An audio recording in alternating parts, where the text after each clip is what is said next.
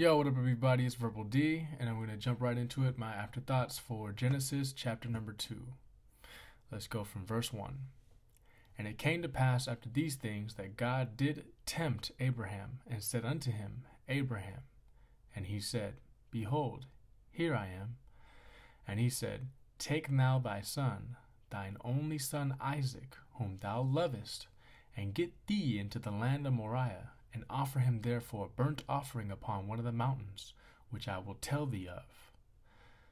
And Abraham rose up early in the morning, and saddled his ass being, in the old times, a donkey, even now they use that word, and took 2 of his young men with him, and Isaac his son, and clave the wood for the burnt offering, and rose up, and went unto the place of which God had told him.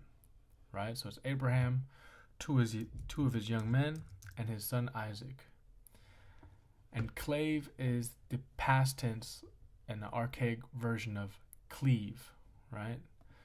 And so they cleaved the wood for the burnt offering. They got the wood and brought it with them. Then on the 3rd day, Abraham lifted up his eyes and saw the place afar off. And Abraham said unto his young men, Abide ye here with the ass, and I and the lad will go yonder and worship, and come again to you. And Abraham took the wood of the burnt offering, and laid it upon Isaac his son. All that means is that he gave him the wood to carry, right? And he took the fire in his hand, and a knife, and they went both of them together. And Isaac spake unto Abraham his father, and said, My father. And he said, Here am I, my son.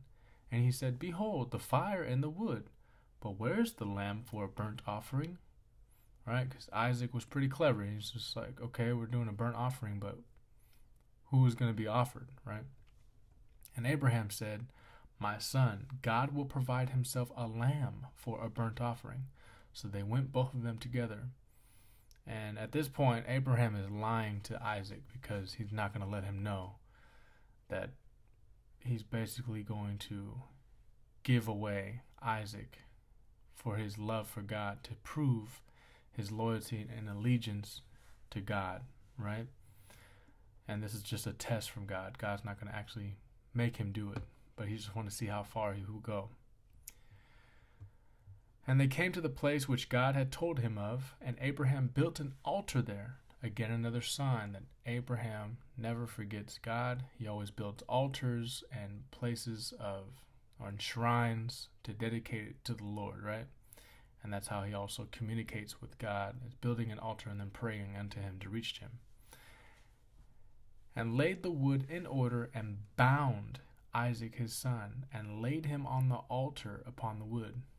So I wonder how Isaac was feeling at this moment, because Abraham had just told him that God will provide a lamb, and then he had to somehow just grab his son and bound him. Pretty sure there was some resistance, but it doesn't say it, right? Must have been pretty dramatic. And Abraham stretched forth his hand and took the knife to slay his son. Probably a very scary moment for Isaac. And the angel of the Lord called unto him out of heaven and said, Abraham, Abraham. And he said, Here am I.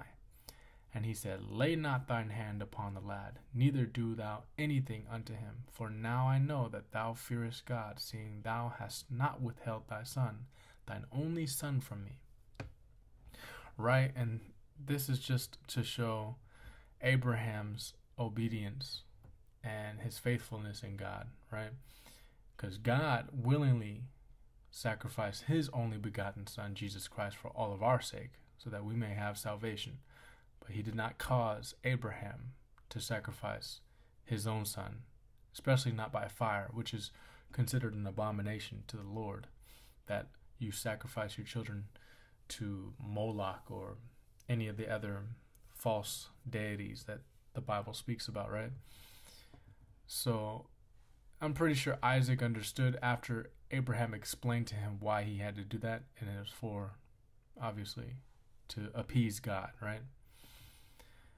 So, verse 13, And Abraham lifted up his eyes and looked, and behold, behind him a ram caught in a thicket by his horns. And Abraham went and took the ram and offered him up for a burnt offering in the stead of his son.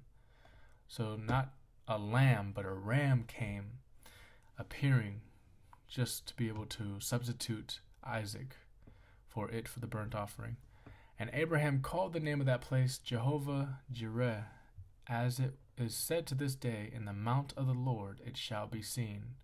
What shall be seen? The witnessing of the event of Abraham's faithfulness and the lengths to which he would have gone to appease God. And the angel of the Lord called unto Abraham out of heaven the second time, and said, By myself have I sworn, saith the Lord, for because thou hast done this thing, and hast not withheld thy son, thine only son, that in blessing I will bless thee, and in multiplying I will multiply thy seed as the stars of the heaven, and as the sand which is upon the seashore, and thy seed shall possess the gate of his enemies. And in thy seed shall all the nations of the earth be blessed, because thou hast obeyed my voice. So the angel of the Lord tells Abraham all these things, and it's actually really cool because you see the contrast of God giving away his only begotten son for our sake, Abraham willing to do the same to appease God and show his obedience and faithfulness. And then you have later on during the story of Moses, the stubbornness and the hardening of Pharaoh's heart, who will not let go the Hebrews out of Egypt for being a slave nation unto him. And he's willing to test God's patience and deal with the plagues, even as Moses is warning Pharaoh that all the firstborns of Egypt will be taken away if you do not heed and let God's people go, right? So it's all about the firstborn. And Abraham was willing to do the same that God actually did for us, right? And Pharaoh didn't, and therefore lost his son, and the many of the people who didn't acknowledge the Passover when it happened. Okay, so verse 19. So Abraham returned unto his young men, and they rose up and went together to Beersheba, and Abraham dwelt at Beersheba. And it came to pass after these things that it was told Abraham, saying, Behold, Milcah, she hath also borne children unto thy brother Nahor. Right, and this is just basically setting up more genealogical information, so we know the family tree. Huz, his firstborn, and Buz, his brother, and Kemuel, the father of Aram, and Chesed, and Hazo, and Pildash, and Jidlaph, and Bethuel. And Bethuel begat Rebekah. I'm not sure if Rebekah is the same one for Isaac to wife. I believe so, but we'll double check on that. These 8 Milcah did bear to Nahor, Abraham's brother, and his concubine, whose name was Reumah, she bare also Tebah and Gaham, and Tahash and Ma'akah. So that's the end of Genesis chapter 22, my afterthoughts, and I'll see you guys in chapter 23. God bless.